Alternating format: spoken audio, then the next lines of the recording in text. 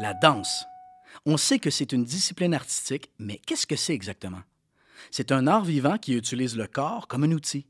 C'est un mode d'expression constitué de séquences de mouvements dans l'espace, souvent accompagnés de musique. Un spectacle de danse véhicule des idées, des histoires et des émotions à travers ces mouvements. Il est très important de faire la différence entre un numéro de danse, comme on peut les voir dans les concours à la télévision, et une œuvre scénique de danse qui nous fait voyager pendant un spectacle complet. La danse, ça existe depuis quand? Les experts ont conclu que les premières danses datent de la préhistoire.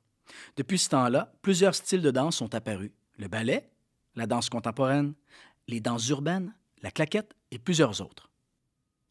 La danse peut être pratiquée par n'importe qui à n'importe quel moment. Par exemple, tu peux danser chez toi pour le plaisir. Par contre, lorsqu'on parle de la danse comme une discipline artistique, on s'intéresse plutôt aux compagnies professionnelles qui mettent sur pied des spectacles présentés devant public. Il y a plusieurs façons de recevoir un spectacle de danse. Mais pour ça, il faut que tu regardes les outils que tu as dans ton coffre pour décider quel genre de spectateur actif tu as envie d'être. Rappelle-toi que tu peux utiliser autant d'outils que tu as envie.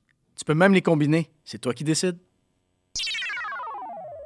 Savais-tu que les mouvements ont souvent une valeur symbolique? Il n'y a pas de bonne réponse, mais tu peux te donner comme mission d'observer les pas de danse en te demandant s'ils veulent raconter une histoire ou simplement ajouter une valeur esthétique à la chorégraphie. Il y a plusieurs questions que tu peux te poser avant, pendant ou après un spectacle de danse. Quel est le style ou la discipline de danse présentée? Quel est le nom de la compagnie, du chorégraphe, des danseurs? Est-ce une pièce en solo, en duo ou qui intègre plusieurs interprètes? Pour comprendre la valeur esthétique d'un spectacle de danse, tu peux utiliser tes antennes sensorielles. La chorégraphie est comme une énorme peinture vivante. Tu peux regarder le spectacle en dirigeant ton attention sur plein de choses à la fois. Trouves-tu que les mouvements du corps sont beaux? Par quel type de gestuelle les danseurs s'expriment-ils? Est-ce un mouvement lent, rapide, saccadé, fluide? Quels sont les éléments autres que la danse auxquels tu peux te rattacher? Le décor, l'éclairage, les costumes, la musique ou l'absence de musique? Tu peux t'amuser à analyser tes observations pour t'aider à comprendre l'émotion que le spectacle véhicule. La danse est une discipline qui utilise principalement le non-verbal.